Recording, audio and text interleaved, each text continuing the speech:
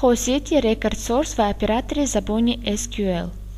خاصیت record source امکانیت میدهد که اپراتور زبان SQL را استفاده برید برای انتخاب کردن ثبت بسیار به استفاده یگان شرط. برای اپراتور SQL را در عمل دیدن عملیات زیرین را اجرا کنید. با فرم تکمه گذارید و قیمت خاصیت‌های name و caption آن را تغییر دهید. name cmd select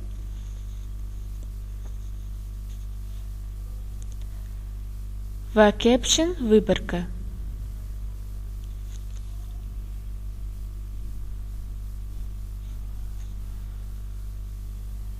به تکمه выборка کد داخل کنید.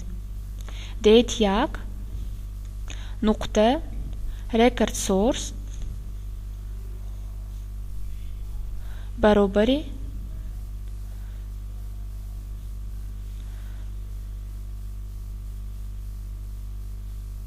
ناخونک select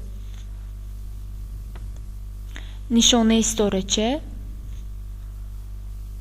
from parts و parts name برابری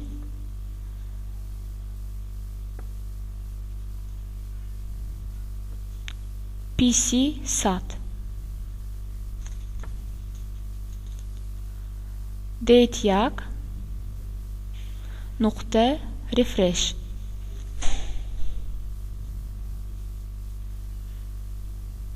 در این پروسیدور قیمت record source افاده SQL می‌گردد، یعنی معین کننده بسیار ثبت‌های جدول پس. شرطی که این ثبت‌های بسیار جدول در میدان پارت نام انتخاب کرده شده است باید سطر PC SAT داشته باشد. برای عملی شدن قیمت خاصیت record source باید متد refresh را جیغ زدن لازم است. پروژه را ثبت کنید. برنامه معلومات را به کار سر دهید. قیمت میدان پارت نام را به PC SAT عوض کنید. باوری حاصل کنید که یکم ثبت سطر PC SAT را دارد. به دوم و بعد به سوم ثبت گذارید. به تکمه выборка پخش کنید. چخیلی که یک ثبت وجود دارد که آن شرط درخواست را عملی می کند.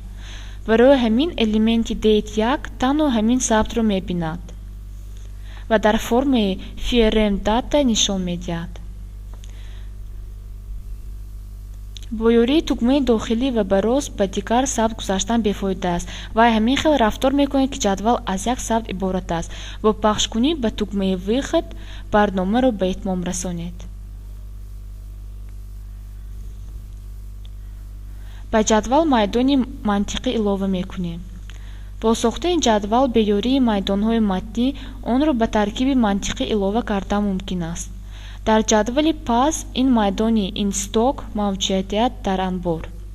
قیمت true که این میدان دارد شاهد آن دیتیل های موافقی که در انبار وجود دارد می باشد. قیمت false باشد هنگام وجود نداشتنش. برای در فرم انعکاس کردن حالت میدان منطقی باید در فرم الیمنت چک باکس گذاشته و value آن را به جدول علاقمند کردن لازم است. آن عمل اجرا میکنیم که شما آن را برای علاقمند کردن الیمنت date یک و میدان متنی استفاده بردید. لیکن همین چیزها را به نظر گرفتن ضرور است. برای خاصیت date source چک باکس الیمنت date را انتخاب کردن ضرور. در مثال برنامه ما این الیمنت date یک می باشد.